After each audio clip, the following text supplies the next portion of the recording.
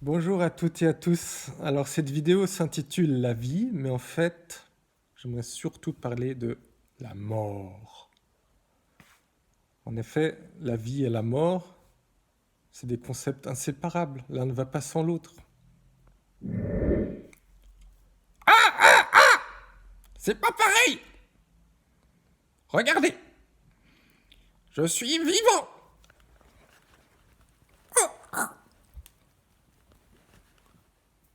Je suis mort. Ah oui, très belle illustration. Quant à moi, je suis un peu entre les deux. En effet, mon cancer est revenu, malgré tous les traitements. Il progresse. Mais en fait, le cancer, finalement, bon, tout le monde sait que c'est la mort, le cancer. Mais finalement, c'est aussi la vie. Parce que, comment on définit la vie? La vie, c'est la reproduction. C'est la multiplication des petites bêtes. Et des cellules aussi. Et qu'est-ce que c'est des cellules de cancer? C'est des cellules qui se multiplient, mais beaucoup trop. Sans contrôle. C'est trop de vie, le cancer. C'est la vie, mais c'est trop. C'est beaucoup, beaucoup trop. Alors elles se multiplient, et finalement elles finissent par tuer leur milieu naturel, qui est mon corps. En fait, on peut faire le parallèle avec l'être humain qui se multiplie. Oui, on est vivant, on fait des bébés. Après, il y a beaucoup trop d'êtres humains. Après, on exploite beaucoup trop la planète et on détruit notre milieu naturel. C'est un peu pareil. L'être humain, c'est le cancer de la Terre.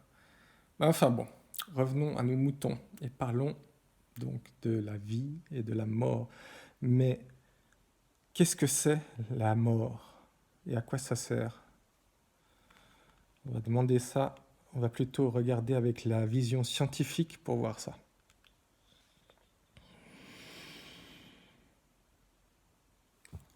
En fait, la mort est nécessaire à la vie. La vie, c'est la multiplication, c'est la reproduction. La vie telle qu'on la connaît n'existerait pas sans l'évolution. Et comment est-ce que la vie évolue? C'est en se reproduisant et en se renouvelant et en s'adaptant. Et ça fait que la vie change tout le temps. Et il faut laisser la place aux nouveaux organismes. Et les anciens organismes doivent mourir. La mort est nécessaire pour ça, pour ce processus. Sans la mort, il n'y aurait pas d'évolution. Et donc pas de vie telle qu'on la connaît. On serait toujours au stade des unicellulaires. En outre, il y a quelque chose d'important à comprendre, c'est que la mort est nécessaire pour se protéger des parasites. Par parasites, on entend les maladies, donc toutes les petites bactéries, virus, champignons et autres petites bêtes qui peuvent penser que notre corps est un très bon endroit où vivre et s'installent dans notre corps et en profitent. Et comme ils se reproduisent plus vite que nous, ils peuvent s'adapter à nos défenses et finalement nous manger si on veut. Si on ne mourrait pas, on ne pourrait pas adapter nos défenses justement aux parasites.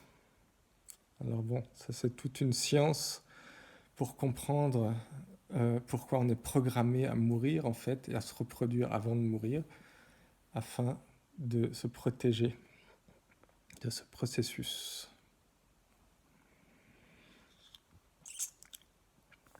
Mais aussi, on peut poser la même question en mettant la vision spirituelle. On aura peut-être une autre réponse.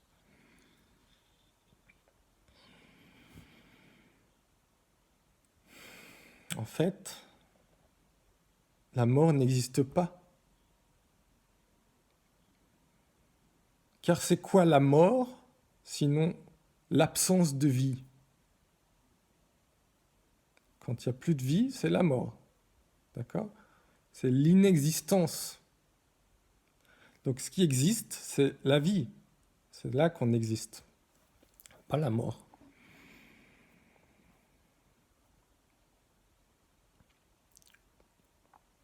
On peut dire que, de toute manière, comme on en a déjà parlé, on a parlé du temps dans d'autres vidéos.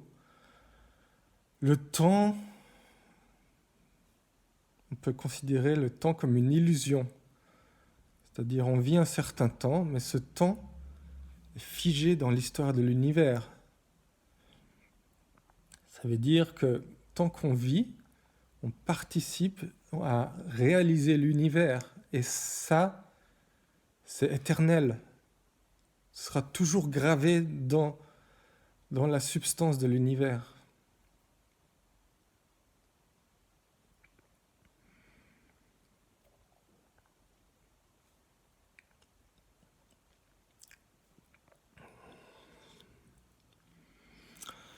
Pourtant,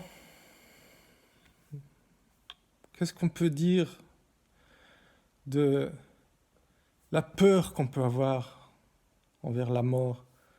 Que peut-on dire de toute la souffrance qui va avec? Mais oui, on est juste des petits misérables êtres humains et on ne peut pas échapper à l'instinct de survie qui fait qu'on ne veut pas mourir. Et aussi l'instinct qui fait qu'on s'attache aux gens qu'on aime. On ne veut pas les voir disparaître. Ça nous accable. On ne peut pas y échapper. C'est notre condition en tant qu'être humain. Comment faire? Peut-être ce qui peut aider un peu, peut-être, c'est de se dire que vivons la vie ou bien prenons la vie humblement. C'est-à-dire, on est tout petit, on ne comprend rien, on ne sait rien, on ne maîtrise rien, et on est vivant, et c'est déjà un miracle.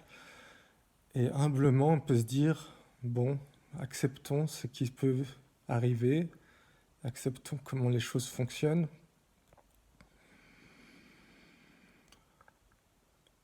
Et réalisons notre vie du mieux qu'on peut, en particulier peut-être l'être humain, ce qu'il peut apporter, parce que chaque créature apporte quelque chose, même les corneilles, même les crapauds, même les êtres humains. Mais ce que l'être humain peut apporter de spécial, c'est sa créativité peut-être, pour réaliser sa vie ou réaliser l'univers, je ne sais pas. Mais on peut voir les choses très humblement. Et en conclusion, ce qu'on peut dire, c'est acceptons la mort et je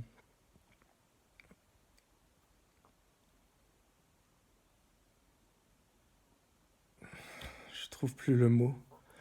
Acceptons la mort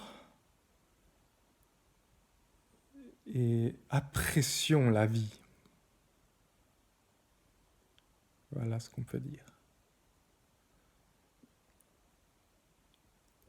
Je vous salue tous, je vous aime, je vous aime.